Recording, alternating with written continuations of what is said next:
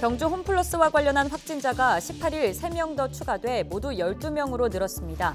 이외에 마트 방문자 가운데서도 3명이 확진됐습니다.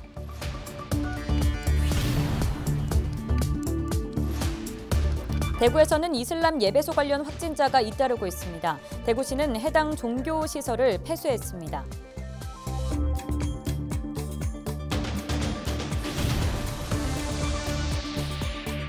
지난해 7월 봉화군의 청소 업무 위탁업체 소속 환경미화원이 직장 내 갑질로 사망한 지 10달 만에 봉화군이 문제의 업체에 대해 계약 해지를 결정했습니다. 한 보안업체 직원이 소화기로 대형 복합상가에서 발생한 화재를 초기 진압했습니다. 소방차 한 대와 맞먹는 소화기 사용법 알아봅니다.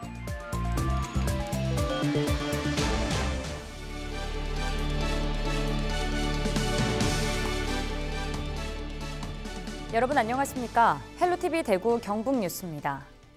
가정용 소화기 다들 갖추고 계신가요? 최근 경주에선 한 보안업체 직원이 이 소화기로 큰 불을 맞기도 했는데요. 연등이나 촛불 사용이 느는 석가탄신일엔 화재 위험도 커지는 만큼 미리 주변 소화기 위치와 사용법을 익혀두시는 게 좋겠습니다. 박은경 기자가 보도합니다. 지난 3월 28일 새벽 4시 한 상가식당 냉장고에서 갑자기 불꽃이 튀더니 금세 주방 전체로 번집니다.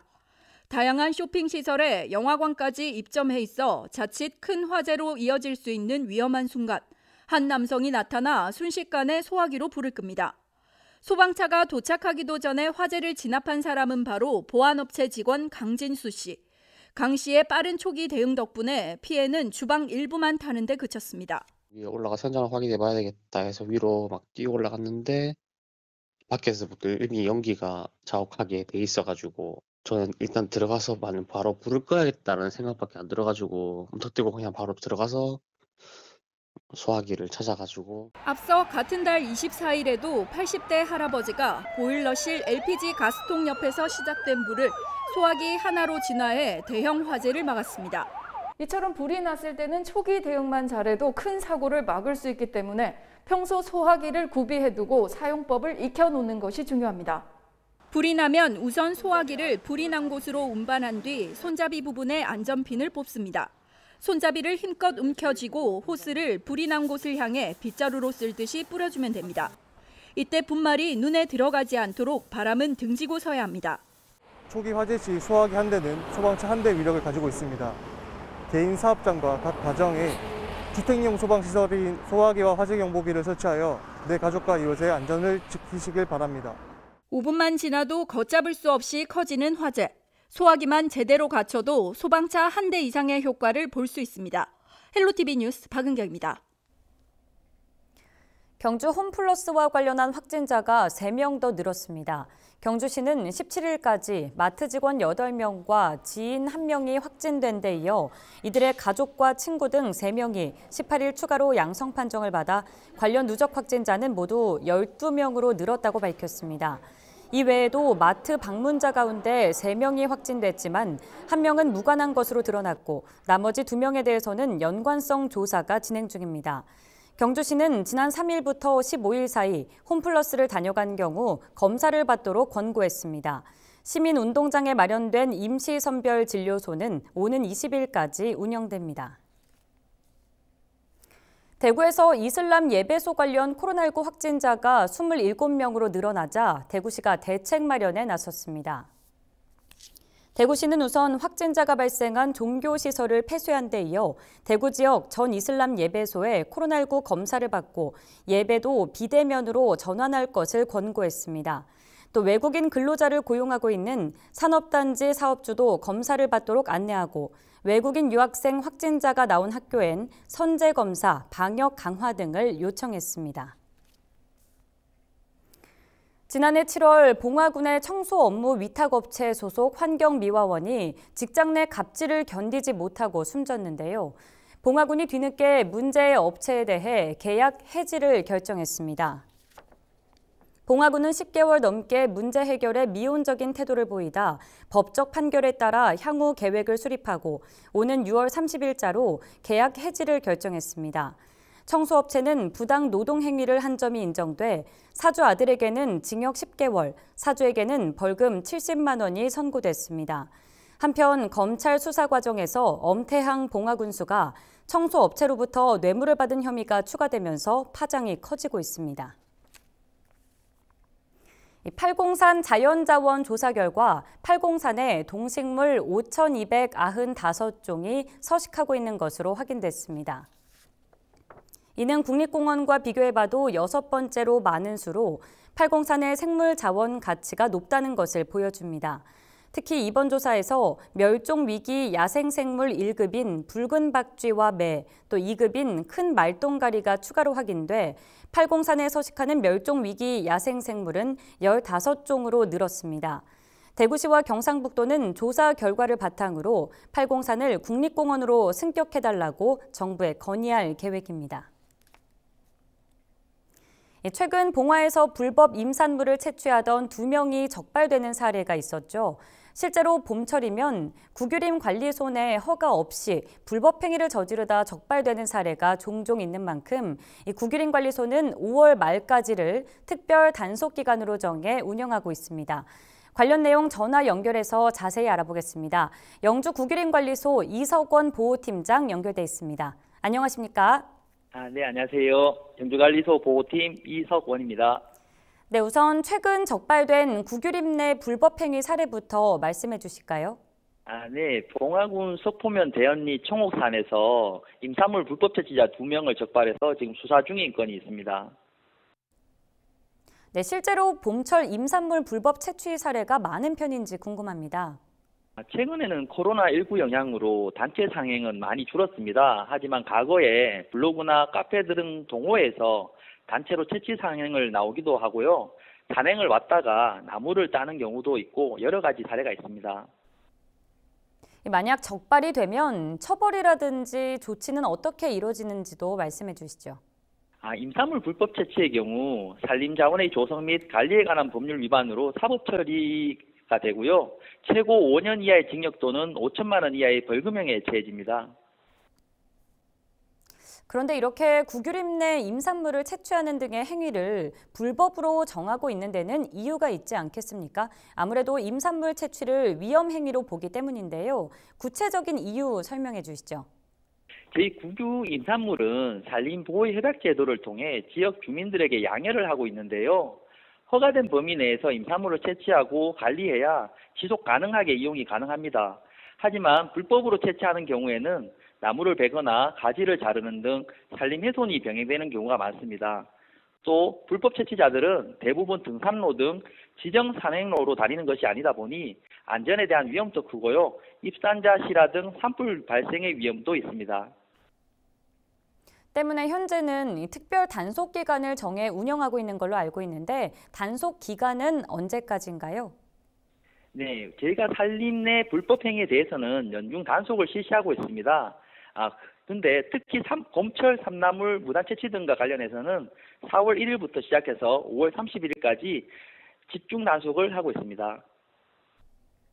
이 특별 단속 기간에 이뤄지는 조치는 어떤 게 있는지도 궁금합니다. 저희가 집중 단속 기간에는 산림 드론 감시단, 산림 사법수사대 등 저희가 그 산림 사법권을 이용해서 최대한 그 불법 행위에 대해서 단속을 하고 있습니다.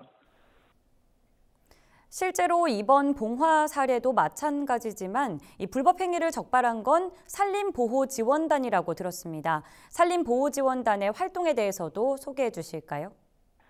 네. 산림보호지원단은 재정지원 일자리 사업으로 영주 구림관리소에서는 10명이 근무 중에 있습니다.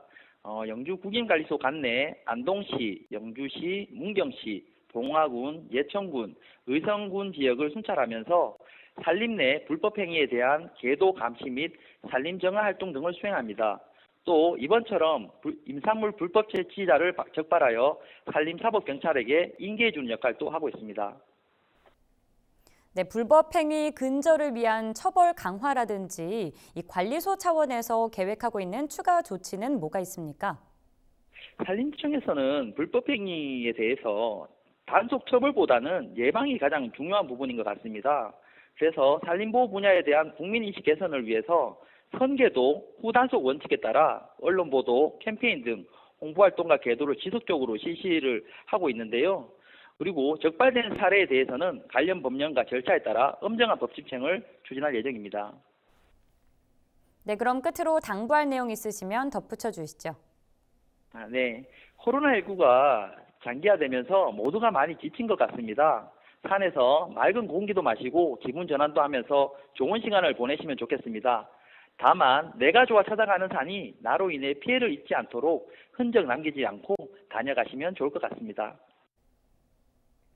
네, 오늘 말씀 고맙습니다. 고맙습니다. 지금까지 영주 국유림관리소 이석원 보호팀장이었습니다.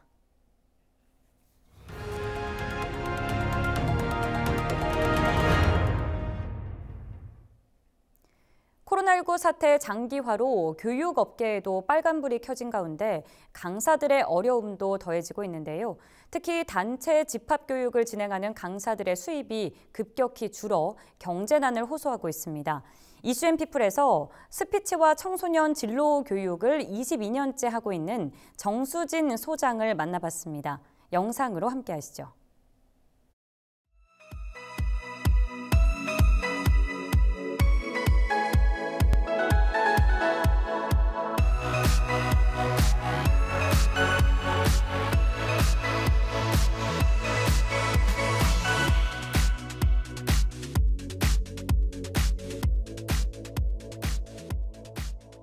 네, 저는 22년째 강의를 하는 사람입니다. 주로 스피치 교육과 청소년들 진로 교육을 하고 있죠. 스피치 교육은 주로 성인들 대상으로 훈련을 하는데요. 아주 체계적으로 말을 못하는 사람부터 말을 잘하는 사람까지 똑같은 결과로 나타나는 아주 단계적이고 체계적인 교육 훈련입니다. 그리고 청소년들 진로 교육, 자기가 좋아하고 잘하는 일을 찾을 수 있도록 도와주는 프로그램입니다. 이번 코로나로 인해서 우리는 정말 힘든 시간을 버텨왔거든요. 아이들을 직접 만나고 또 터치를 하고 서로 교감하면서 교육을 해야 하는데 아예 교육도 끊겼을 뿐만 아니라 비대면으로 교육을 했을 때 아이들의 반응도 저조했고 그리고 저희들의 또 성취감도 많이 낮았습니다. 그리고 스피치 역시 본인이 대중 앞에서 발표를 하고 또 강사들로부터 피드백을 받아야 하는 프로그램인데 지금 현재 아마 오프라인 교육은 다른 교육도 마찬가지겠지만 저희도 22년 만에 처음으로 쉬고 있습니다. 많은 교육업계가 문을 닫기도 하고 또 여러 가지 살아갈 방법을 모색하기도 하지만 저희도 참 어려운데요.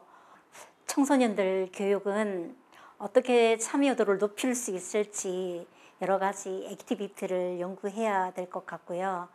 또 스피치 교육은 가끔 1대1 요청도 많이 오기 때문에 온오프라인을 병행해서 할 수 있는 방법을 한번 생각해 보겠습니다. 네. 위기가 기회라는 말이 있죠. 학교를 비롯해서 모든 교육하는 사람들이 어려움을 겪고 있지만 이 교육은 꼭 우리 모두에게 필요한 것이기 때문에 좋은 방법을 찾아서 해결해 나갈 수 있으리라 생각합니다. 이 코로나 빨리 지나갔으면 좋겠습니다.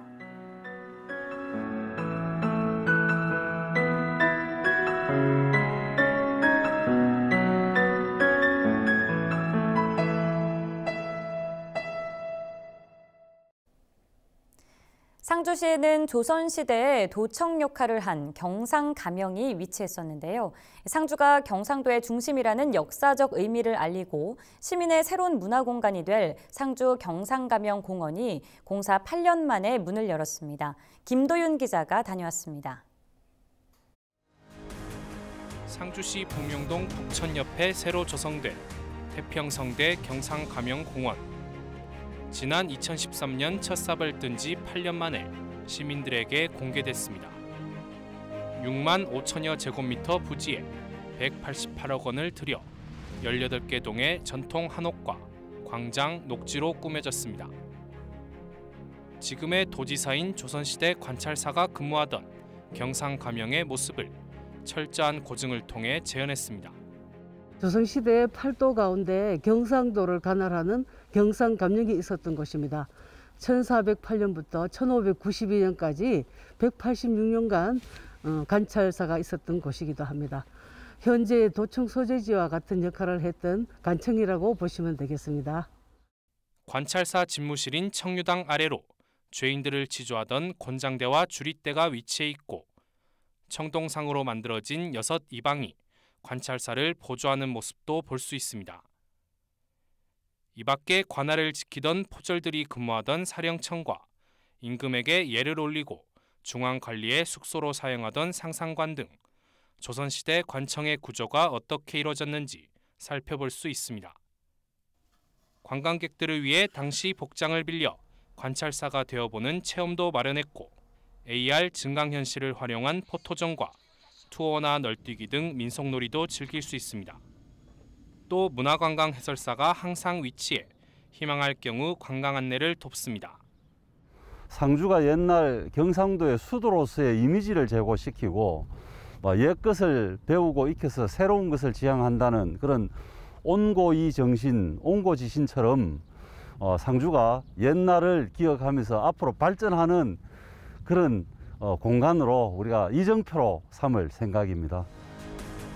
상주시는 경상 감영을 통해 상주가 경상도의 중심이었다는 역사적 의미를 알리는 동시에 시민을 위한 문화공간이자 회의나 세미나 등 공익 목적의 행사장으로 활용할 계획입니다. HCN 뉴스 김도리입니다. 경산시가 찾아가는 정신건강 이동상담 창구 마음톡톡을 운영합니다. 마음톡톡 창구에서는 우울, 불안, 스트레스 검사 등 여러 종류의 정신건강 검사와 함께 맞춤형 상담을 받을 수 있습니다. 마음톡톡 이동상담은 올해 12월까지 주기적으로 공공시설과 아파트 단지 등 지역 곳곳을 찾아갈 예정입니다. 예천군이 식약처가 시행한 올해 음식문화 개선 사업에서 유공기관으로 선정됐습니다. 전국 228개 지방자치단체를 대상으로 실시한 이번 평가에서 예천군은 덜어먹는 식문화 정착을 위한 온라인 전시회를 개최하는 등 음식문화 개선에 노력한 점을 인정받았습니다. 예천군은 지방자치단체 최고상인 국무총리 기관표창과 함께 끈으로 된 깃발인 수치를 수여받았습니다. 영천사랑카드 서비스가 5일간 일시 중단됩니다. 영천시는 한국조폐공사의 지역화폐 플랫폼 확장 이전 작업으로 인해 오는 20일 0시부터 25일 오전 6시까지 영천사랑카드 서비스가 일시 중단된다고 밝혔습니다. 중단되는 서비스는 카드형 상품권으로 충전, 결제, 환불 등이 모두 불가능하며 종이형 영천사랑 상품권은 정상적으로 이용할 수 있습니다. 청송 황금사과 연구단지에 공공체육시설물인 파크골프장이 들어섰습니다. 청송군은 연구단지 내 공간 활용도를 높이고 생활체육 활성화를 위해 파크골프장을 조성하고 개장식을 가졌습니다. 골프장은 총 길이 1293m, 2만여 제곱미터 면적으로 공식 경기가 가능한 18홀 코스를 갖췄습니다. 시설 유지 관리는 청송군이 맡고 골프장 운영은 청송군 체육회가 맡아 지역 주민과 관광객들에게 무료로 개방할 예정입니다. 한 50대 경찰관이 아스트라제네카 백신을 맞은 직후 메스꺼움과 오한 등의 증상을 겪다가 16일 만에 사망했습니다. 고인은 평소 건강했고 올해 초받은 건강검진에서도 별다른 이상이 발견되지 않았다고 하는데요. 방역당국이 백신 접종과의 연관성 여부를 조사하고 있습니다. 그런데 인과관계 여부는 누가 입증해야 할까요? 연관성 입증을 환자나 유가족에게 전가하지 말았으면 합니다. 관계가 없다는 걸 당국이 입증하도록 하고 입증하지 못하면 국가가 충분한 보상을 해야 하지 않을까요? 안심하고 예방접종을 받으라고 한 국가가 끝까지 책임지는 모습을 보여야 집단 면역을 앞당길 수 있을 겁니다. 뉴스 마칩니다. 고맙습니다.